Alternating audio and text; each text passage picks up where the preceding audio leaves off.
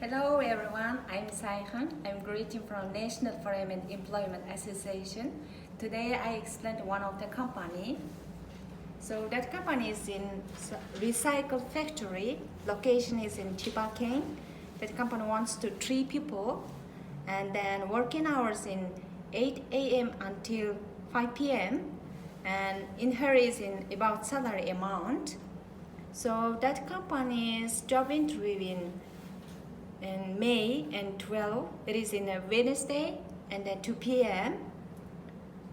And if you try the job interview, our companies every day have a job fair event.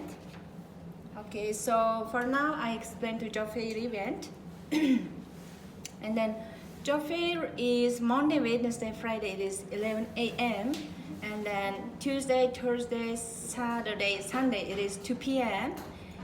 So if you come in our job fair event, you can get a yellow ticket and then blue ticket, and then blue ticket it is possible in lunch in our company's first floor. So okay, so if you want to know more, please contact in our office. Thanks for watching.